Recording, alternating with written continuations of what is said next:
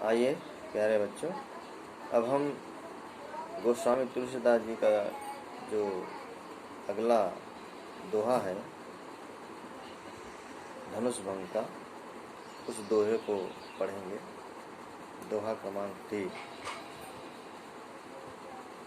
मंत्र परम लघु जासु बस, विधि हरि हर सुर सर्व, महामत गजराज कहूँ, बस कर अंकुश खर्व। तो इस प्रकार से उन्होंने यहाँ पर जो दोहा है, इस दोहे में धनुष भंग का जो दोहा है, यहाँ जब धनुष यज्ञ मांगलिक अवसर होता है तो उस पर चिंतित जो सीता जी हैं और सीता जी की जो माता हैं,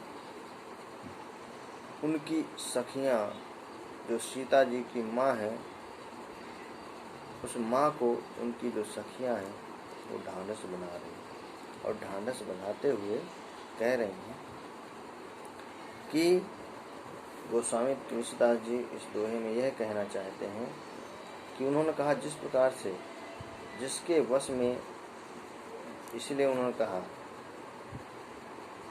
मंत्र परम लघु जासु, बस विधि हरि हर, हरि माने भगवान विष्णु, हर माने शंकर और सुर माने देवता, अविधि माने ब्रह्मा। अर्थात ब्रह्मा विष्णु महेश देवता हैं, जिनके वश में ब्रह्मा विष्णु महेश, बस माने जिनके वश में ब्रह्मा विष्णु महेश और देवता हैं,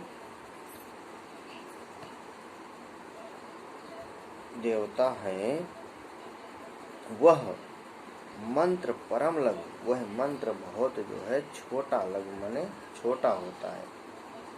और इसी प्रकार से महामत गजराज, जो गजराज माने जो हाथी है, मतवाले हाथी है, उस मतवाले हाथी को, महान मतवाले गजराज माने हाथी को, गजराज को कहूँ बस कर अंकुश सर्व, एक छोटा सा अंकुश बस में कर लेता है, एक छोटा सा अंकुश जो है बस में कर लेता है। उसी प्रकार से ये जो है हैं।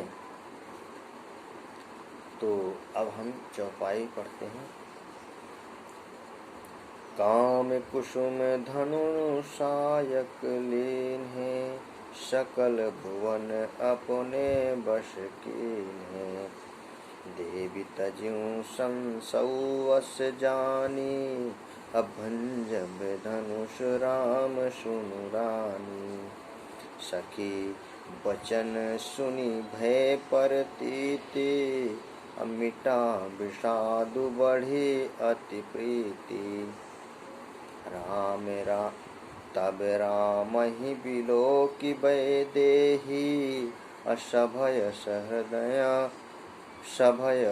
हृदय बिनवति जेहि,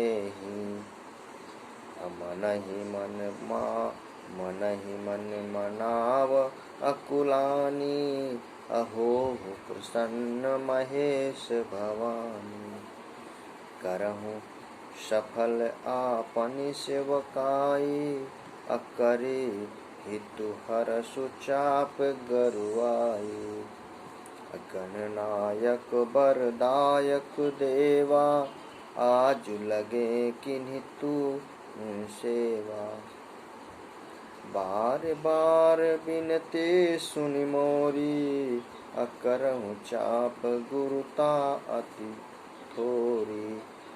तो इस प्रकार से हम चौपाइयाँ पढ़े। अब हम इनको क्रम से बताते जाते हैं कि व्याख्या। उन्होंने कहा काम कुसुम धनु सायक लीनो, काम से तात्पर्य यहाँ कामदेव से है, और कुसुम माने फूल, धनु माने जो लायक लीनो माने कामदेव ने फूलों का ही धनुष जो है बाण लेकर के, कामदेव ने फूलों का धनुष बाण लेकर के सकल भुवन अपने बस की, माने उन्होंने समस्त लोगों को अपने वश में किए हुए हैं, यानी उन्होंने अपने वश में कर रखा है। देवी तजी संसौ अस जानी, अब भंजब धनुष राम सुनु रानी। इस प्रकार से उन्होंने कहा कि हे देवी, ऐसा जान करके संदेह त्याग दीजिए, माने संशय ऐसा मत समझिए, आप अपना संशय को त्याग दीजिए। अब भंजव धनुष राम सुनु रानी, और हे रानी सुनिए, रामचंद्र जी धनुष को अवश्य ही तोड़ेंगे। इसलिए उन्होंने कहा है रामचंद्र जी, हे रानी, रामचंद्र जी धनुष को अवश्य तोड़ेंगे। सखी वचन सुनी भय परती थी। इस प्रकार से सखी के वचन को सुन करके रानी को श्री रामचंद्र जी के सामर्थ्य और उसके संबंध को जब उन्होंने सुना तो उन्होंने कहा कि मिटा विश्वास बढ़ी अति प्रीति, विश्वास हो गया और उनकी जो उदासी थी वो उदासी बिल्कुल से मिट गई और श्री राम के प्रति जो है उनका प्रीति माने प्रेम बढ़ गया। तब राम ही बिलो की वह देही, उन्होंने कहा तब राम ही बिलो की, तब जो है श्री राम चंद्र की ओर जो है श्री राम के प्रति जब उनका प्रेम अत्यंत बढ़ गया तो उस समय श्री रामचंद्र को देख करके सीता जी, राम ही बिलो की वह देही, सीता जी जो है भयभीत सभय हृदय विनती जेते हैं, माने भयभीत हृदय से जिस तिस माने उस देवता से विनती कर रही है। सीता जी देवताओं से विनती कर रही हैं।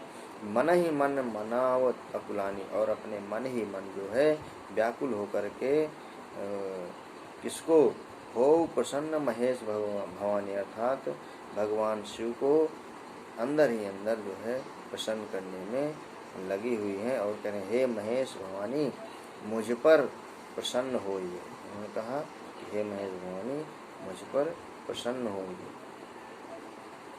करहूँ सफल आपन सेवकाई, और इसलिए उन्होंने कहा कि मैंने आपकी जो सेवा की है करी हित हरहूँ चाप करवाई, और उसे जो आपकी सेवा की है उसे सफल कीजिए और मुझ पर स्नेह करके इस जो धनुष के भारीपन को, उन्होंने कहा कि हे अगर मैंने आपकी सेवा की है तो करी हितु हरहूँ चाप करवाई, यानी धनुष बाण के जो भार है उस भार को जो है आप क्या कर लीजिए, हर लीजिए।